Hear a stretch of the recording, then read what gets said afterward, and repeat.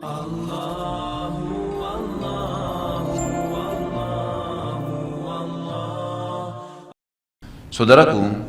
banyak orang yang tidak faham bahwasanya memberi makan dan minum itu dalam Islam adalah salah satu cara untuk mendapatkan amal jariyah. Jadi banyak orang memikirkan amal jariyah itu hanya membangun bangunan, hanya membagikan Al-Quran sehingga dihafal. Intinya fisikal, bentuk materi saja atau material ya. Lebih ke masjid, lebih ke bangunan, lebih ke jalan, lebih ke sumur gitu kan. Padahal sebenarnya ada hal-hal lain yang bisa menjadi penyebab amal jariyah, di antaranya makanan dan minuman. Jadi hadis Nabi SAW yang sahih riwayat Imam Ahmad, ini rahasianya di hadis ini. Kata Nabi SAW, "Ma wudi'a ta'amun illa wada'allahu fihi barakah." Tidak ada makanan atau minuman yang dihidangkan untuk orang lain kecuali Allah, atau dihidangkan buat diri sendiri juga masuk sebenarnya, kecuali Allah jadikan bagian dari makanan dan minuman itu berkah. Maksudnya berkah apa? Kata para ulama, dia akan berada di tubuh orang yang mengkonsumsinya selama dia masih hidup.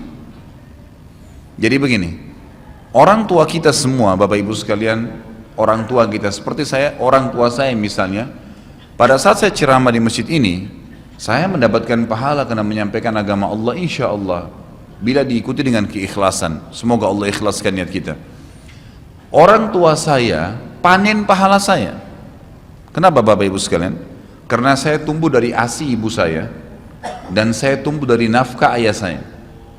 Makanan, minuman yang saya makan selama ini sehingga membantu pertumbuhan badan saya menjadi besar dan akhirnya saya bisa hidup, maka itu menjadi amal jariyah. Makanya dalam hadis riwayat Imam Muslim, seorang sahabat bertanya, "Ya Rasulullah, ayyul islami khair?" Perbuatan apa dalam Islam yang khair? Khair ini yang baik sekali, pahalanya besar sekali, selain yang wajib, yang sunnah-sunnah aja nih. Nabi SAW tidak mengatakan perbanyaklah sholat sunnah. Kenapa? Sholat sunnah secara individual, puasa sunnah, zikir, ngaji, bukan. Karena orang ini mengatakan khair artinya yang banyak sekali pahalanya, banyak sekali manfaatnya dan ringan, sunnah. Berarti orang lain bisa merasakan. Apa jawaban Nabi SAW? Tut'imut ta'am wa tusallimu ala man ta'rif wa man lam ta'rif. Engkau memberikan makan dan minum kepada orang yang kau kenal atau kau tidak kenal, memberi makan umumnya, dan engkau menyebarkan salam kepada orang muslim yang kau kenal atau kau tidak kenal. Tapi saksi bahasan kita potongan awal hadis ini, di mana Nabi SAW menjadikan amal yang paling baik, besar pahalanya dalam Islam ternyata memberi makan dan minum orang lain. Kok bisa? Bukankah dalam secara akal kita, kalau kita makan dan minum kan habis gitu kan? Ternyata yang dibuang oleh tubuh itu yang tidak dibutuhkan saja. Yang jadi, mohon maaf, air seni kita, air kencing dan buang air besar jadi tinja, itu yang tidak dibutuhkan oleh tubuh, tapi yang dibutuhkan diambil, diserap gitu kan? Dia akan menjadi bagian daripada otot-otot, urat-urat yang memang membutuhkan pembaharuan, atau bahkan menjadi bagian daripada darah di tubuh kita dan seterusnya. Tubuh kita terdiri dari 75% air, dan Allah SWT mengatakan dalam Al-Quran, "A'udzubillahi minasyaitonirrajim, waja'alna minal ma'i kulli syai' hayy." Kami jadikan dengan air itu segala sesuatu bisa hidup, dan memang seperti itu. Manusia bisa hidup dalam sebulan tidak makan, tapi manusia nggak bisa hidup kalau sebulan nggak minum. Bukan sebulan, seminggu nggak minum.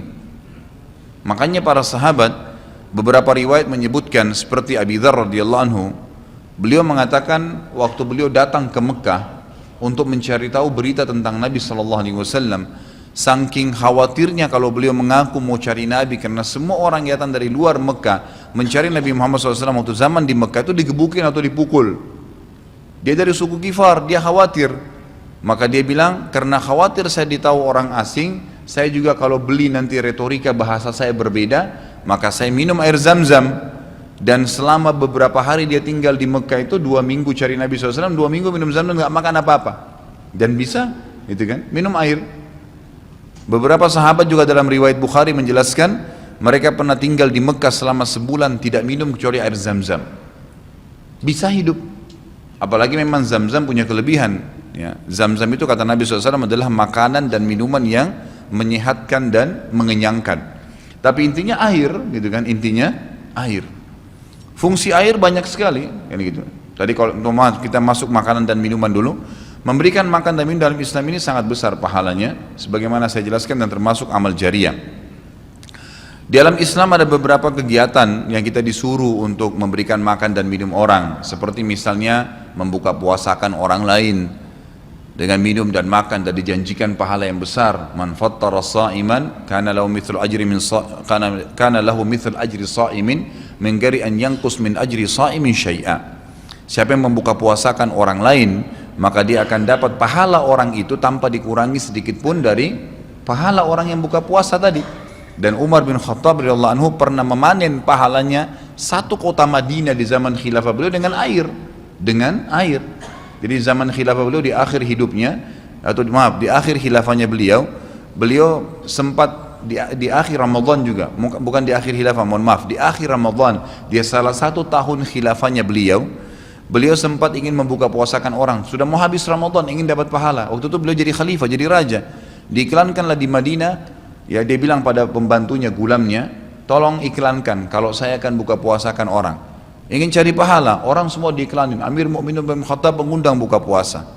Orang-orang pada berbondong-bondong datang. Yang undang siapa? Raja.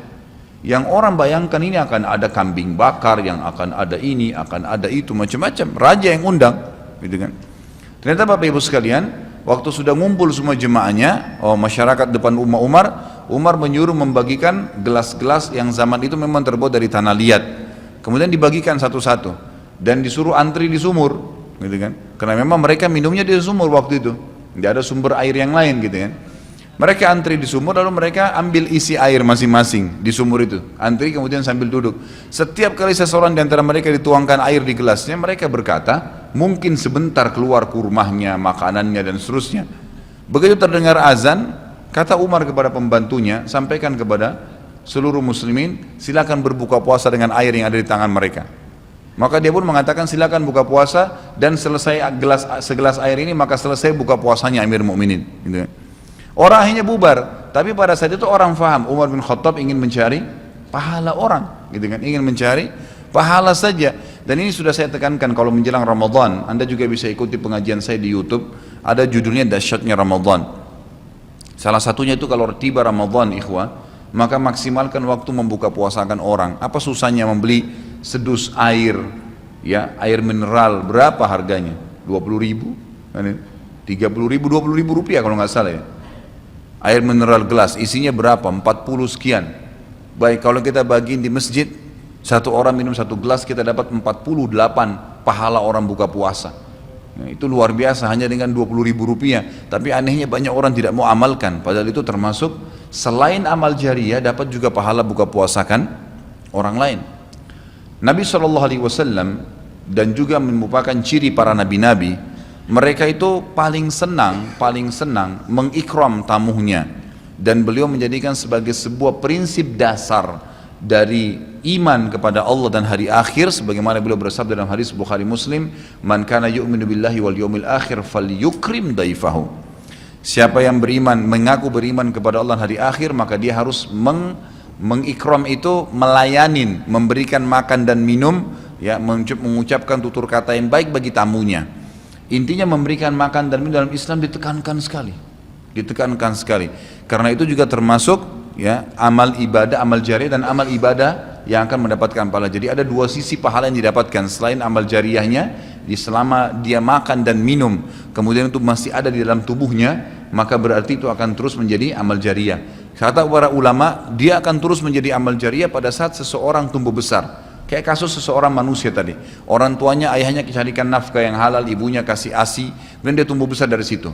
Tumbuh besar ini ternyata menjadi otot-ototnya, menjadi komponen dari tubuhnya. Kemudian dia menjadi besar, lalu dia menikah.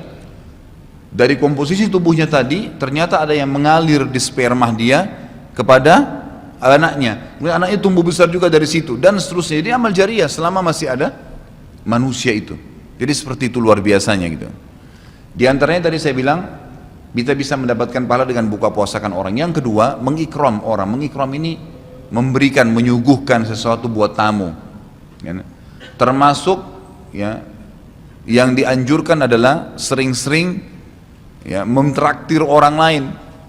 Ada kultum saya itu. Subhanallah, saya isi salah satu pengajian di salah satu kantor di Sudirman ini.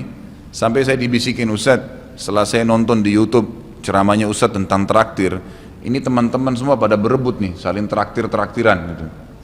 Jadi nggak lagi nunggu temannya yang bayar, tapi dia yang bayar duluan. Ternyata itu amal jariah ya Ustadz ya. Oh iya, amal jariah. Kan gitu. Memberikan makan orang, bayangkan kalau dia makan dan minum dia kenyang. Kemudian ada yang jelas pasti ya, makanan minuman yang dimakan dan diminum itu pasti ada bagian yang akan menjadi komposisi tubuhnya. Nggak mungkin semua terbuang. Maka itu berarti akan jadi amal jariah. Apalagi kalau dasarnya yang kita berikan makan orang-orang yang bertakwa, orang soleh, luar biasa, makin kuat dia beribadah. Ciri Nabi Ibrahim alaihissalam, Nabi Ibrahim itu malah luar biasa ikramnya, ya.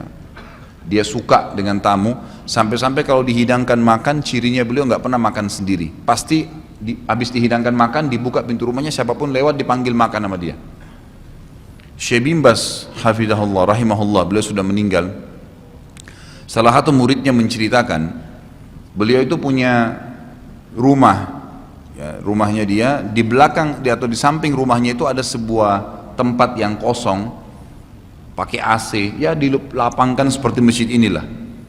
Setiap hari beliau menyiapkan makan siang dan makan malam untuk 600 orang setiap hari. Siang itu untuk 600 orang, malam untuk 600 orang. Jadi 1200 orang yang makan setiap hari. Atau 1200 porsi lah ya. Kalau orang yang sama makan siang dan makan malam. Sampai-sampai beliau bukan mengundang ya, enggak diundang orang. Jadi awal-awalnya saja diiklanin. Jadi kalau sudah tiba waktu makan siang, yang lagi nyapu jalanan mampir, yang lagi lewat mampir, yang muridnya mampir, yang kerabatnya mampir, pokoknya mampir 600 orang. Siang malam, tiap hari sampai belum meninggal. Itu bagaimana mereka mengikramnya. Kadang-kadang kita subhanallah, makanan kita taruh di kulkas sampai rusak, nggak mau dibagi kepada orang. Pelitnya luar biasa. Kalau buahnya lagi berbuah dibungkus, nggak mau dibagi ke orang lain.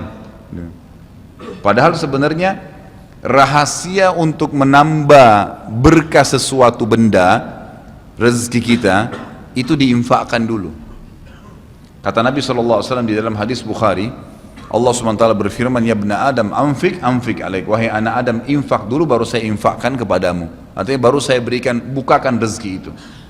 Kita kalau mau otomatis ya, spontan, begitu dapat makanan, ada makanan terus langsung dibagi langsung pada saat itu. Nih bagi sama teman misalnya, atau dikata porsinya sebagian, atau kita beli bungkus yang lain. Ini saya beli satu bungkus makanan 10.000, beli satu bungkus yang lain khusus kasih fakir miskin sebagai tanda syukur terhadap makanan tadi itu, langsung diinfakkan. Itu spontanitas, tidak berhenti rezekinya tuh.